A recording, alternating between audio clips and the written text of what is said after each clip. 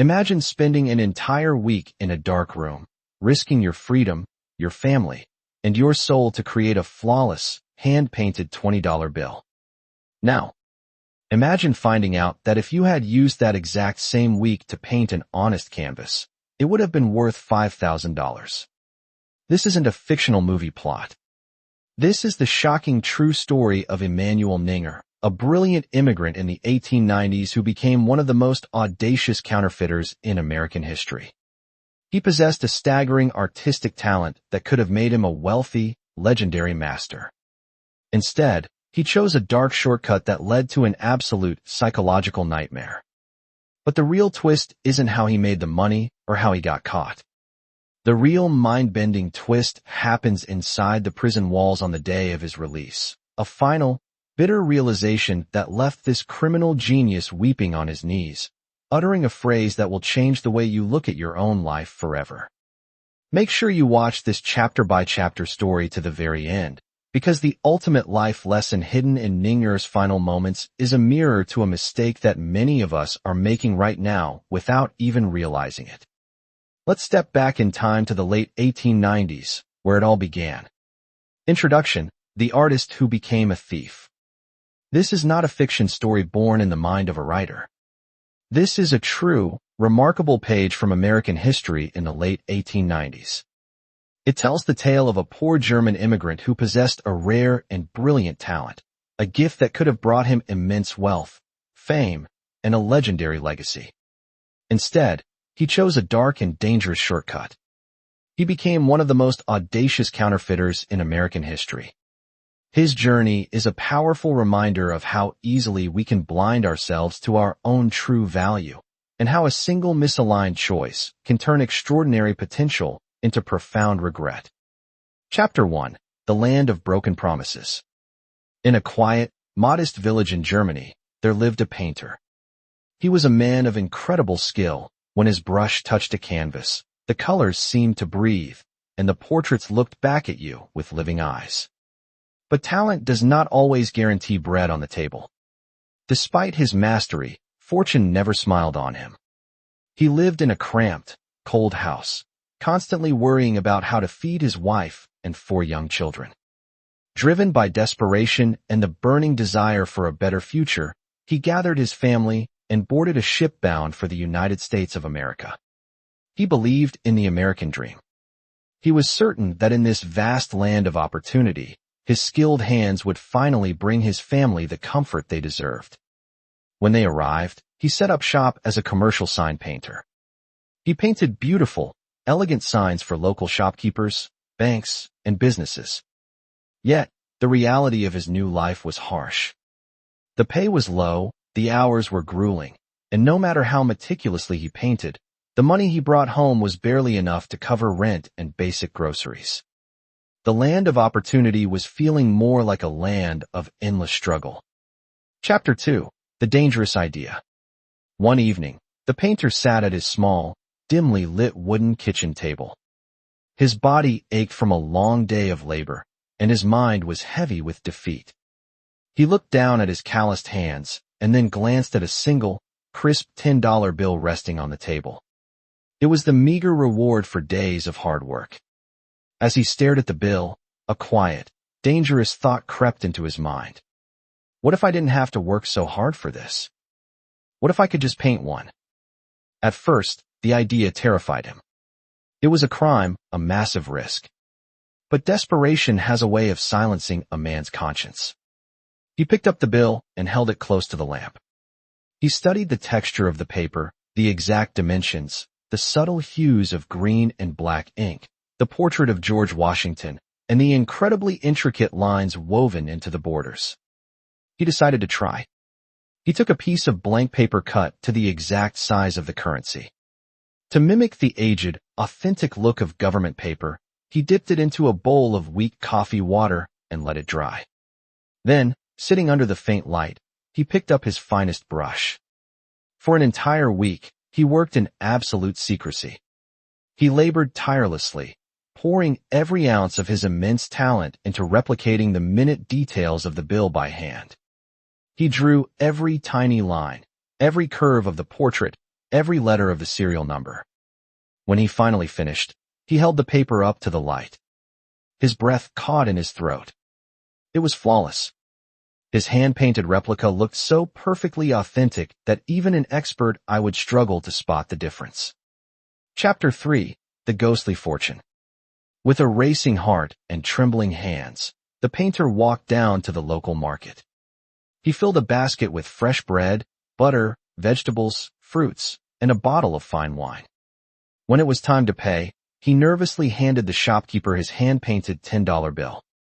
The shopkeeper took the note, gave it a quick glance, and tucked it into the cash drawer without a second thought. He then handed the painter real, legal currency as change. The painter walked out into the cool evening air, his chest pounding with a mixture of fear and absolute exhilaration. The trick had worked. He had unlocked a secret doorway to wealth. But a small success like that quickly breeds greed.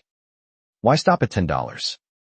Soon, he began painting $20 bills, then $50 bills, and eventually, grand $100 notes. He spent hours, weeks, and months at his desk, meticulously manufacturing his own fortune. With this fake money, life changed dramatically. The family moved into a beautiful, spacious house. They wore fine tailored clothes, ate the best foods, and surrounded themselves with luxury. Naturally, the neighbors began to notice. They wondered how a simple, quiet sign painter had suddenly accumulated such wealth. Whenever they asked, the painter would smile calmly and spin a clever web of lies. Years ago, I was a soldier fighting in Spain. What you see is a generous, lifelong pension from the Spanish government. For years, everyone believed him. Chapter 4. The Smudge of Fate. Time passed, and his secret wealth grew. But life has a way of catching up with those who run on crooked paths. On an ordinary afternoon, the painter walked into a local vegetable shop. The shop was run by a kind, sharp-witted woman who had known him as a regular customer for a long time. He picked out his items and, as usual, handed her a freshly painted $20 note. She smiled, thanked him, and handed him his change. Late that evening, as the shopkeeper sat at her counter counting the day's earnings, she came across the very bill the painter had given her. Something felt slightly off. As she held it, her thumb pressed firmly against the edge of the paper. To her astonishment, the green ink smudged and smeared across the page. She froze. Real government currency ink is engineered never to smudge like that. This bill was a fake, a hand-painted imitation. Realizing she had been cheated by a neighbor she trusted, she immediately went to the local authorities and described the polite, wealthy sign painter who had given her the bill. The police acted swiftly. They obtained a warrant and raided the painter's beautiful home. Upstairs, in a hidden room, they discovered the truth. Fine artist brushes, vials of specialized paint, half-finished bank notes drying under lamps, and all the elaborate tools of a master counterfeiter. The illusion collapsed instantly. He was arrested, put on public trial, and sentenced to 6 long years in a federal prison. Chapter 5. The Masterpieces Behind Bars. Inside the cold, gray walls of the prison, the painter felt his entire world crumble. The wealth was gone, his reputation was ruined, and his family was left to face the shame. To keep his mind from snapping under the weight of guilt and boredom, he approached the prison warden with a humble request. He asked for basic art supplies, some blank canvases, brushes, and simple paints. Recognizing his quiet demeanor, the prison officials agreed. Behind bars, with no more money to forge, the man went back to doing what he truly loved. He painted. Day after day, he poured his soul into the canvas. He painted breathtaking landscapes of rolling hills, deep forests, vivid sunsets, and deeply moving portraits. The prison staff and visitors were spellbound by his work. The sheer beauty of his paintings captured the imagination of everyone who walked through the corridors. 6 years passed. On the morning of his release, the painter stood in the warden's office, ready to step back into the world as a free but penniless man. The official pushed a heavy, thick paper envelope across the desk toward him. The man looked at it, confused. He opened it and found a staggering fortune inside, $46,000 in cash. The painter stared at the money, his jaw dropping. "Where did this come from?" he whispered. "I don't understand." The warden smiled warmly and replied, "While you were serving your time, we exhibited your paintings to the public. They became an absolute sensation outside these walls. Art collectors fell in love with your work. We sold them on your behalf, and every single canvas fetched a price of $5,000. Chapter 6. The Thief of His Own Life. Hearing those words, the man did not celebrate. Instead, a wave of pure agony washed over him. He collapsed into a chair, buried his face in his hands, and began to weep uncontrollably. Tears of bitter irony streamed down his cheeks as the horrifying truth of his life struck him like a bolt of lightning. "I spent an entire week slaving away in fear, hiding in the dark, destroying my soul just to forge a single, fake $20 bill," he sobbed. "When in that exact same week, using the exact same hands, I could have painted an honest masterpiece worth $5,000.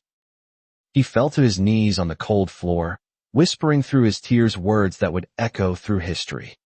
"I am the thief of my own life."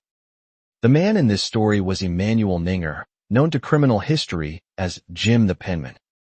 One of the most uniquely skilled counterfeiters the world has ever seen. Conclusion: lessons from a misguided life. Emmanuel Ninger's life is not merely an entertaining historical crime story. It is a profound mirror that reflects a truth we all must confront. Ninger had the rare capability to be celebrated as one of the greatest artistic masters of his era. Instead, he traded his freedom, his dignity, and his precious years for pennies on the dollar. He thought he was taking a clever shortcut to wealth, but he ended up taking the longest, most painful road possible. He worked incredibly hard to remain poor and end up a criminal, when the exact same amount of focused, honest effort would have made him wealthy, respected, and genuinely free. As we look at his story, there are 5 timeless, life-changing lessons we can carry with us. 1. Life is precious. Do not waste it on minor goals. We often spend our immense energy, time, and creative focus chasing low-value, short-term distractions, or unfulfilling goals. When we do this, we rob ourselves of the greatness we are actually capable of achieving. We become the ultimate thieves of our own lives. 2. Understand the real value of your time. Ninger traded an entire week of his life for a temporary $20 bill, when his time was actually worth $5,000. Ask yourself, how often do we do the same? We waste hours on mindless scrolling, gossip, or negative thinking, activities that pay us back in pennies of temporary satisfaction, when we could be investing that exact same time into learning a skill, building a business, or cultivating deep happiness. 3. Shortcuts are an illusion. We often look for the fast track, thinking that cutting corners or bending our ethics is the easy way out. But as Ninger discovered, the shortcut almost always turns out to be the hardest, most expensive route in the long run. Integrity might feel slower at the start, but it is the only foundation that builds lasting success. 4. Misdirected talent is a tragedy. Ninger was disciplined, incredibly focused, and profoundly talented. But hard work alone is not enough. It must be the right work. We must routinely pause and ask ourselves, are we using our unique skills to build a real, meaningful future? Or are we just painting fake money, doing things that look busy but hold no real value? 5. Your true wealth is within you. Ninger blamed his poverty on his circumstances and the system around him, failing to realize that a literal goldmine of wealth was inside his own hands the entire time. He just needed to trust his legitimate value. We often miss great opportunities because we simply don't believe that our honest, authentic efforts will ever pay off. The thought: there are ultimately 2 paths we can walk in this life. We can choose to work hard and build something real now to enjoy peace and freedom forever, or we can chase the easy comfort of shortcuts now and struggle with the consequences later. The choice belongs entirely to you. Do not let the illusion of a shortcut steal your destiny. The person who wastes their true talent on foolish pursuits does not cheat the world. They cheat themselves. Final thoughts. Emmanuel Ninger died knowing he was the architect of his own downfall. He didn't just forge currency. He forged a fake version of success, completely blind to the gold mine he carried inside his own hands. And that is the tragedy. The man who wastes his true potential on foolish shortcuts doesn't cheat the world. He cheats himself. Look at your own life right now. Are you pouring your precious time and immense energy into low-value distractions? Are you chasing short-term shortcuts that look productive but have zero real value?